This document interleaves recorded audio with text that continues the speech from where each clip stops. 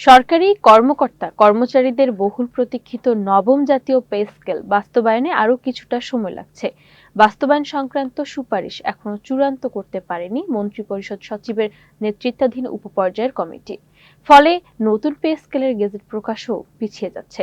সংশ্লিষ্ট সূত্র জানায়, কমিটির সর্বশেষ বৈঠকে বাস্তবায়নের বিভিন্ন দিক নিয়ে আলোচনা হলেও কোনো চূড়ান্ত সিদ্ধান্ত হয়নি। আগামী সপ্তাহে আবারও বৈঠক বসবে কমিটি। পরিকল্পনা অনুযায়ী নতুন পে স্কেল ১ জুলাই থেকে কার্যকর ধরা হবে। প্রথম ধাপে প্রায় ২১ লাখ সরকারি কর্মচারী বেসিক বেতন বৃদ্ধি পাবে। পরে ধাপে ধাপে অন্যান্য ভাতা ও সুযোগ সুবিধা কার্যকর করা হবে। এদিকে চলমান অর্থনৈতিক পরিস্থিতি বিবেচনায় আন্তর্জাতিক মুদ্রা তহবিল আইএমএফ নতুন পে স্কেল বাস্তবায়ন নিয়ে উদ্বেগ প্রকাশ করেছে।